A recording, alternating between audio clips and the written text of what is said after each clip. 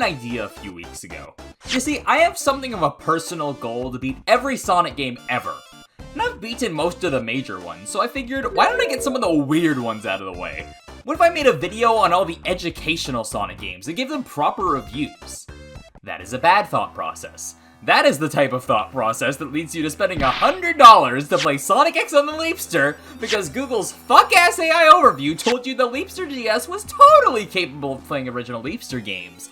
So you buy it, only to find out the Leapster GS is just a variant of the Leapster Explorer, which you already have access to and cannot play original Leapster games, so you have to buy another Leapster off eBay because you've already spent too much money on this video to back out, and that's how I wound up with a fucking Leapster collection. Never trust an AI's opinion on anything. Anyways, you read the title, let's skip over the generic YouTuber preamble and get started. Sonic's first educational title was actually a cancelled game called Sonic's Edusoft, a Master System game inspired by Sonic 1, developed by Tiertex Design Studios in 1991. Thankfully for us, the ROM leaked online in 2008, so it isn't lost to time. Basically, there are a bunch of levels that revolve around different subjects, like different kinds of math problems or spelling topics that take place in the form of a race. If you finish the problem before the time runs out, you get to move forward, but if you fail, your opponent moves forward. Essentially, you need to reach the goal before your opponent. Also, there are these gates in the overworld which require stars to get through, which you get from completing stages. The number you get from each stage scales based on your speed setting, and the number required to progress scales based on your difficulty level. Oddly enough, on a higher speed and difficulty setting, it's actually pretty fun. It becomes a game of quick reaction time. You see the letters and need to string together the word before the time runs out. The act of spelling the word isn't what challenges you, it's figuring out what the word is and inputting it before the genuinely strict timer runs out. Honestly, on the highest speed setting, being appropriately titled Sonic, I couldn't even input the answers in time, even if I realized them right away. I had to bring it down a speed. Honestly, it's a shame this one was cancelled. It might be the most fun I had with any of them. And it's a fucking Sega Master System spelling and math game. Granted, the game was cancelled, so it's obviously not really finished. When you reach this island on the world map, the game pretty abruptly ends with little fanfare, aside from Sonic telling me that I'm too smart. Thanks, Sonic. Now these next two titles share something in common, and that's the fact that they're for the Sega Pico. If you're unaware, the Sega Pico is a console Sega released in the 90s marketed towards children. Essentially, it's a Sega Genesis, but the cartridges are books, and you can flip the pages to access different screens and also click things on the book with a pen. Now believe me, I wanted to get the closest to official experience possible for each of these games. Then I found out I'd be looking at spending another $500 on this video and decided to use an emulator. I'm bringing this up because the fact I wasn't using real hardware definitely affected my experience somewhat, since I wasn't able to get my mouse working with RetroArch and had to control the game's pen cursor with my D-pad.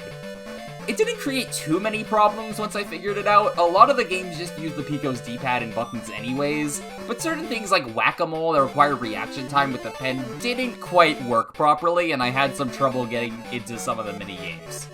Just wanted to be open about that.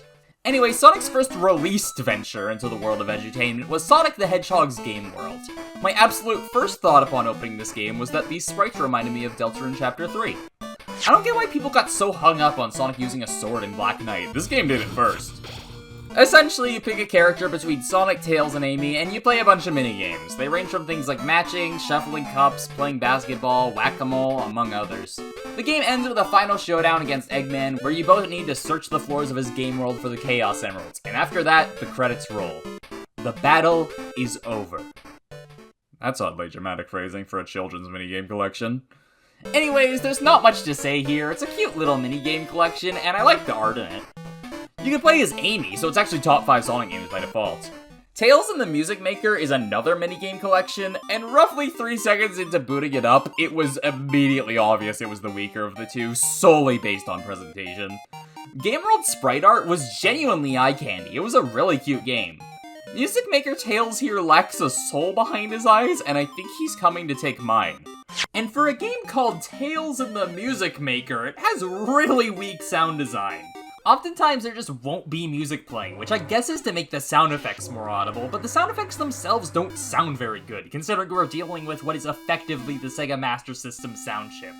So it feels almost off-putting. Other than that, it's another minigame compilation, though all the minigames here are vaguely music-themed, and there's a lot of classical music used here. Somehow, this game has better pinball physics than Sonic Frontiers, so that's something. Not much else to say here, I promise the later games are much more interesting. I'm gonna be honest, I completely forgot Wacky World's Creativity Studio existed until I had already finished the rest of this video, so I'm adding this section last second. This was a game released for the Genesis in 1994, it came with a mouse, and it's basically just a sticker book. You can't really beat it because it's just a sticker book.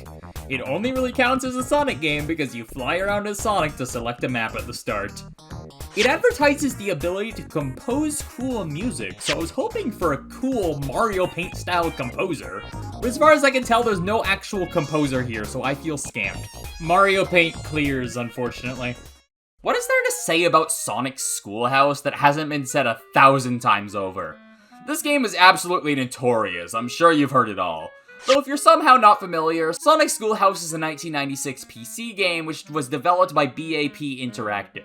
Originally, it was gonna be a generic edutainment game with no Sonic theming whatsoever called Answer Hunt, but the company decided to show the project to Sega, and somehow they managed to get the blessing to put Sonic in it. So if you've ever wondered why this game has seemingly no Sonic theming besides random posters and Sonic himself, that's your explanation. The gameplay is incredibly basic. There's a chalkboard with a question on it, you walk around the room and find the answer to bring to the chalkboard. Also, Eggman is here to fuck you over. WX. Where is... There's some other minigames in the yard, one where you need to grab 5 rings, and one where you need to match statues of Sonic characters. You can also go on the bus and watch little documentary clips on a bunch of animals, and that's literally all the content this game has to offer. For some reason, I really thought you could beat this game somehow, so I stumbled around for way too long trying to find something I missed. The early 90s CGI is off-putting, to say the very least, though I will say I do actually like how Sonic himself looks, even if I'm pretty sure he's just ripped straight from Sonic Extreme. He was probably the one asset supplied by Sega themselves, which is why he completely contrasts with every other character. Fun fact, before the game was changed to a Sonic game, they had a talking clock instead.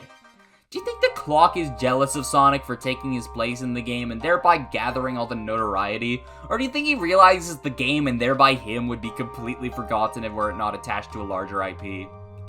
Your world is better off without you, Clock Man.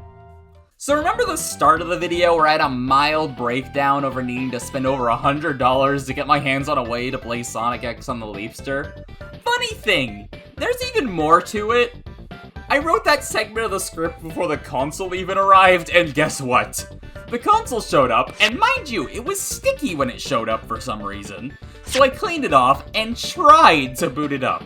Keyword tried. I failed several times. Then when it did boot up, the screen looked like this, which it turns out was remedied by just turning up the brightness, but then it turned itself off after a few seconds. Then I realized this was a piece of technology from 17 years ago, so I cracked open the battery compartment, and it was corroded to hell and back.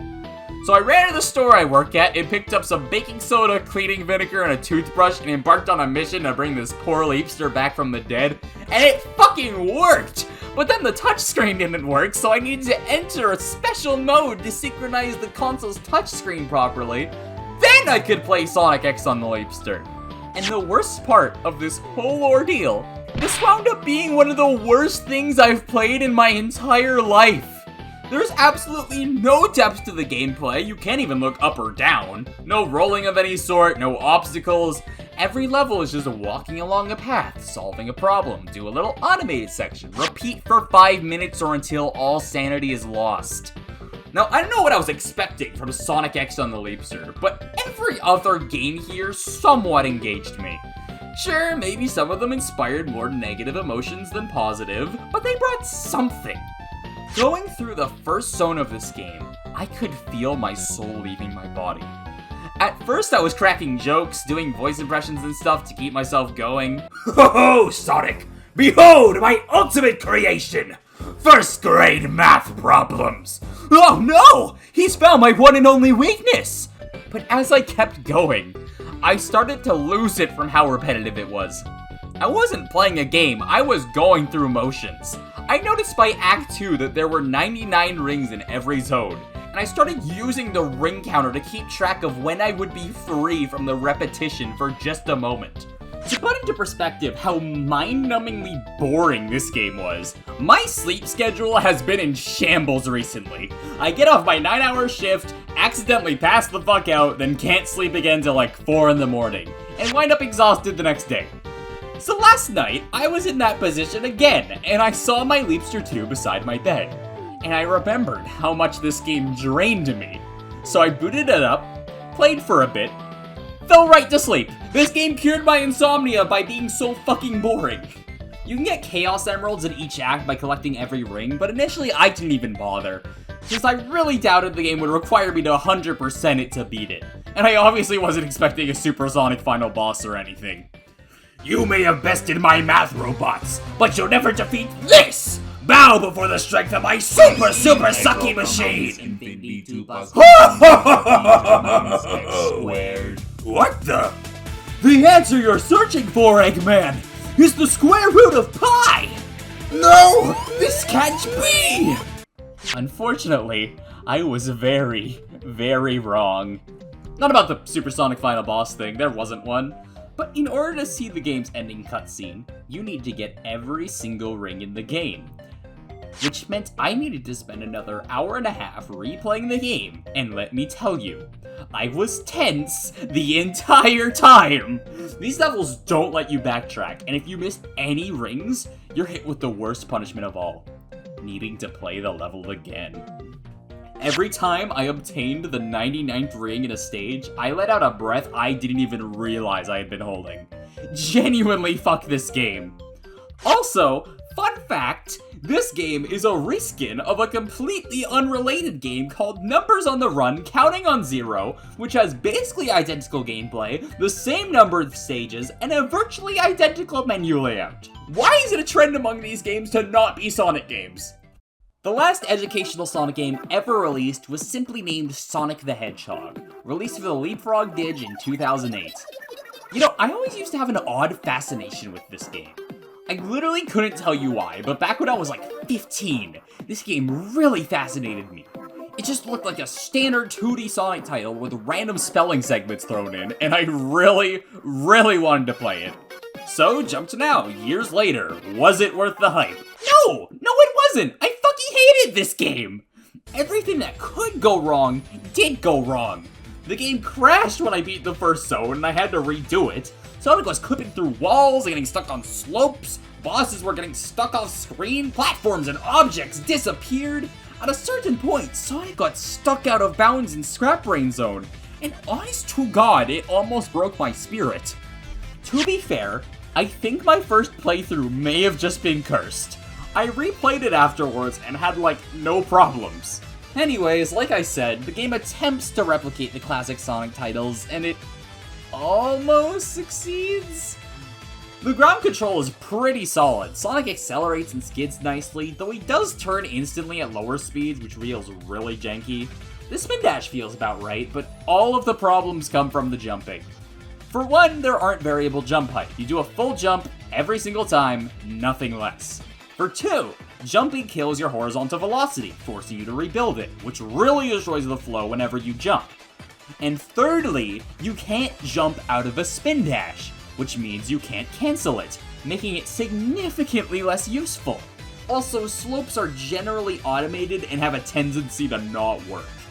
Which really makes you wonder why the levels were designed the way they were sometimes, if the slopes barely function. And of course, it's an educational game, and I've yet to acknowledge the educational part of it. Basically, there are big rings strewn throughout the level, some of them hidden, other ones on the main path to force you into them. Entering them locks you into one of 3 spelling minigames. One where you break monitors to spell the words, which is easily the worst, since you need to deal with Sonic's iffy controls and the tiny monitor hitboxes, which are somehow just big enough for you to hit them on accident. Because for some reason, you don't need to be in a ball to break them. Then there's this one where you walk in a Metropolis Zone gear and select letters, which is a lot easier since you just walk to the letter and jump. And then lastly, there's one where you shoot Sonic out of a cannon to complete a word, which I think is the most fun. These minigames are a total pace breaker. They can be useful if you're going for achievements, since they essentially give you 60 free rings, and every level has an achievement for collecting 200 rings. But they take a while and are purposely in places where you'll run into them on accident. This game is better than Sonic X pretty much by default, since it has some actual gameplay and was made as a Sonic game, which is apparently rare for these edutainment games. But in trying to be a traditional Sonic game and an educational title at the same time, it manages to fail at both. The educational aspect winds up feeling tacked on and doesn't work in tandem with what the rest of the game is trying to be at all. If you wanted to have your cake and eat it too, you could have maybe made the educational aspect of the game to the boss encounters or something, so it doesn't feel like it's interrupting the flow of regular gameplay, and instead it feels like the final challenge before you complete the act. I don't know, as is, this just doesn't work whatsoever. Well, that was every Sonic edutainment game. So what did I learn playing all these educational Sonic games? That I should make better financial decisions.